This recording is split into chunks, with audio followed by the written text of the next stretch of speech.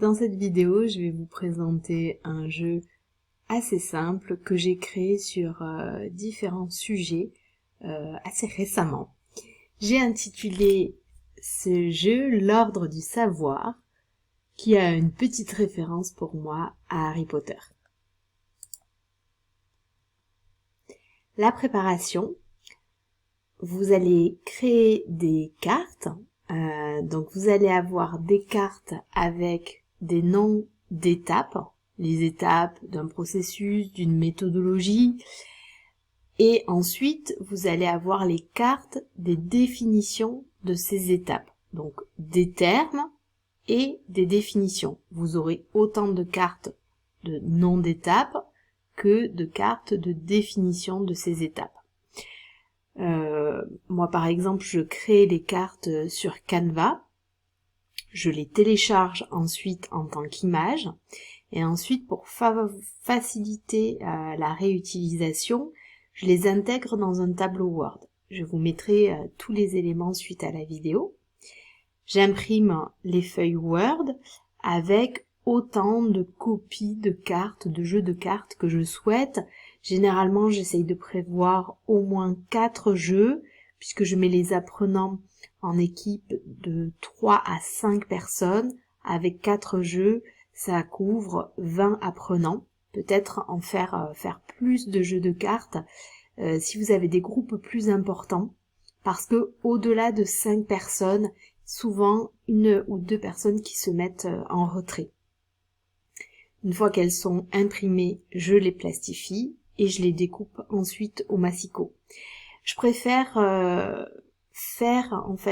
ajouter les cartes en nombre suffisant dans le document Word plutôt que de faire des copies de documents Word afin d'essayer d'utiliser au maximum chaque page et chaque page plastifiée. Ça fait un petit peu d'optimisation, de plastification et d'impression.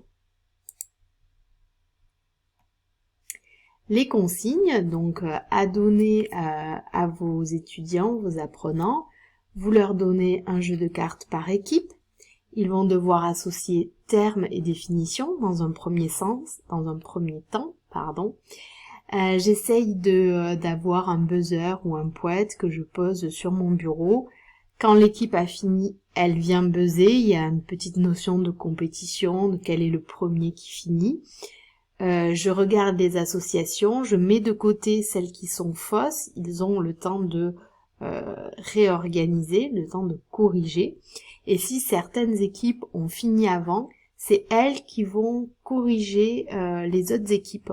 J'essaye quand même d'être présente pour pas qu'il y ait d'erreur à la correction, mais ça les implique, ça les maintient engagés dans l'activité et ça accroît la mémorisation.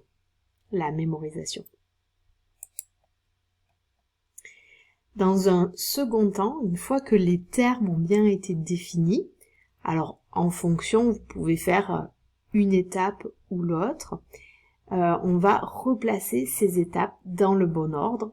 Pareil, ils ont le buzzer, ils buzzent quand c'est fini, on décale les étapes qui ne sont pas justes, et s'ils ont fini avant, ils vont corriger les autres équipes.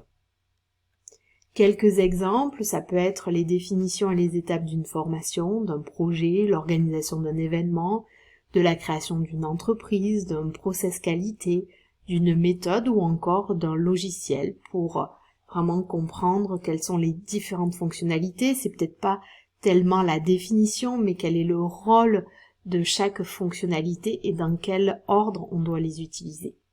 N'hésitez pas à détourner ce jeu assez simple, mais qui permet de travailler un peu de théorie de manière active et qui est très apprécié.